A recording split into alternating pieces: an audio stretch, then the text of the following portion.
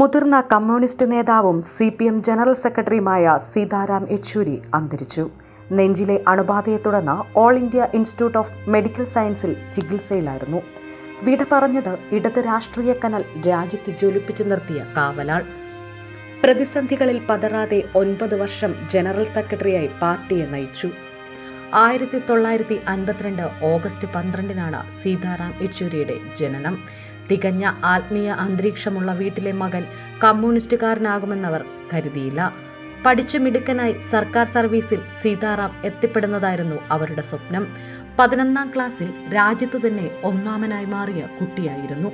തുടർന്ന് Delhi saint Stephen കോളേജിൽ യെച്ചൂരി സാമ്പത്തിക ശാസ്ത്രത്തിൽ ബിരുദ പഠനത്തിന് ചേർന്നു. അവിടെയും മികച്ച വിജയം. PG പഠനത്തിനായി JNUവിലെത്തി. അവിടെ നിന്നും യെച്ചൂരിയുടെ ജീവിതം മാറിമറിഞ്ഞു. സമൂഹത്തിലെ ഉച്ചനീചത്വങ്ങൾക്കെതിരെ പഠിച്ചുകൊണ്ട് പോരാടാൻ യെച്ചൂരി തീരുമാനിച്ചു. 1974 SFIയിലൂടെ രാഷ്ട്രീയ ജീവിതം ആരംഭിച്ച അദ്ദേഹം 1 വർഷത്തിനു ശേഷം CPMൽ അംഗമായി. JNUവിൽ വിദ്യാർത്ഥിയായിരിക്കെ അടിയന്തരാവസ്ഥയ്ക്കെതിരെ ചെറുത്തുനിൽപ്പ് നടത്തിയതിന് 1975 അറസ്റ്റിലായി. അടിയന്തരാവസ്ഥയ്ക്ക് ശേഷം 1977-78 കാലഘട്ടത്തിൽ 3 തവണ JNU വിദ്യാർത്ഥി യൂണിയൻ പ്രസിഡന്റായിരുന്നു. JNUവിൽ ഇടതുകോട്ട കെട്ടിപ്പടുക്കുന്നതിൽ പ്രകാശ് കാരാട്ടിനൊപ്പം നിർണായക പങ്കുവഹിച്ചു. 78 SFI അഖിലേന്ത്യാ ജോയിന്റ് സെക്രട്ടറിയായും പിന്നീട് പ്രസിഡന്റുമായി. അടിയന്തരാവസ്ഥയ്ക്ക് ശേഷം 77 പാർട്ടി ആസ്ഥാനം കൊൽക്കത്തയിൽ നിന്ന് ഡൽഹിയിലേക്ക് മാറ്റി. യെച്ചൂരി എന്ന പാർട്ടിയിൽ പ്രബലനായ രണദിവയുടെ സഹായിയും. ഡൽഹി കേന്ദ്രീകരിച്ച് പ്രവർത്തിച്ച യെച്ചൂരിയിലെ നേതാവിനെ കണ്ടെത്തിയതും വളർത്തിക്കൊണ്ടുവന്നതും ബസവ പുന്നയ്യയായിരുന്നു. യെച്ചൂരിയെ CPM കേന്ദ്ര നേതൃത്വത്തിലേക്ക് കൈപിടിച്ചുയർത്തിയതാവട്ടെ സാക്ഷാൽ EMSഉം.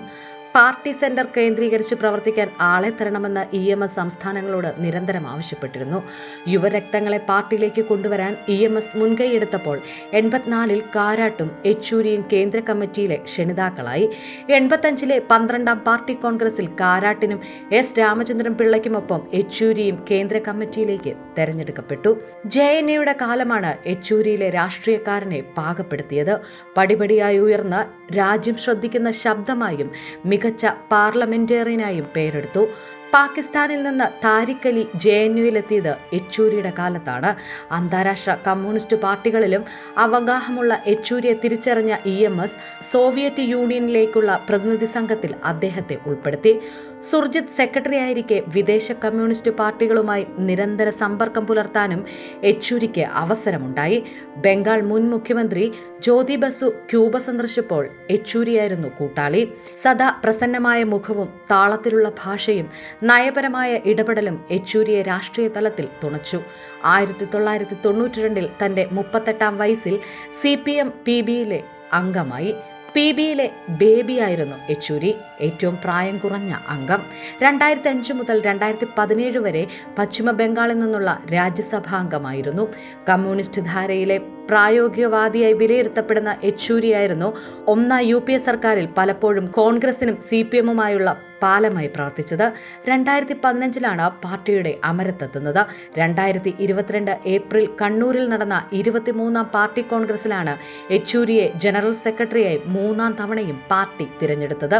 1992 മുതൽ PB അംഗമാണ്. 2015 പാർട്ടിയുടെ അമരത്തെത്തുന്നത്.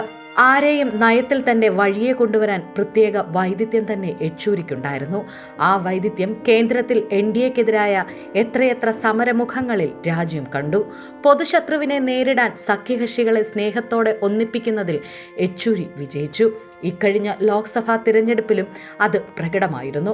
വിജയത്തിനൊത്ത പ്രകടനം കാഴ്ചവെച്ച ഇന്ത്യ സഖ്യത്തിന്റെ പ്രകടനത്തിൽ രാജ്യത്തിന്റെ നെടുകയും കുറുകയും സഖ്യകക്ഷികൾക്കൊപ്പമെത്തിയ യെച്ചൂരിയുടെ പ്രയത്നം കൂടിയുണ്ട്.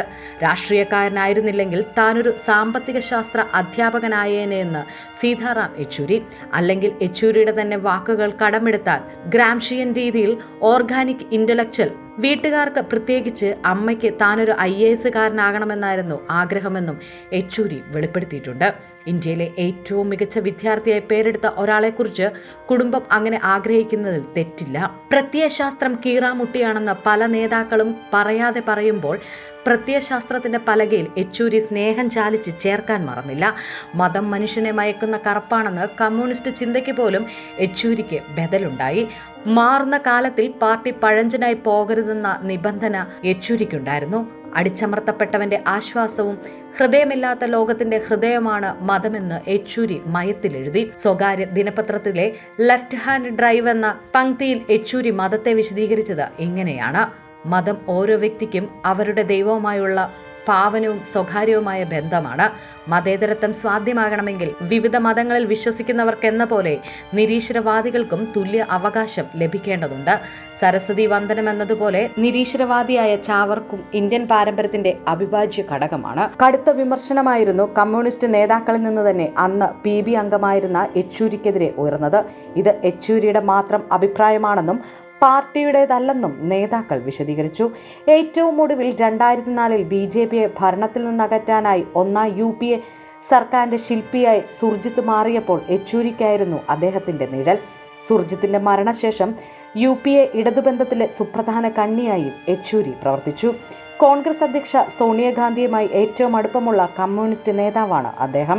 ഇറ്റാലിയൻ പൗരത്വത്തിന്റെ പേരിൽ മാറി നിന്ന സോണിയയെ പ്രധാനമന്ത്രിയാവാൻ യെച്ചൂരി ഉപദേശിച്ചുവെന്നാണ് ഇന്ദ്രപ്രസ്ഥത്തിലെ രാഷ്ട്രീയ വരാന്തകളിൽ പരസ്യമായ ഒരു രഹസ്യം.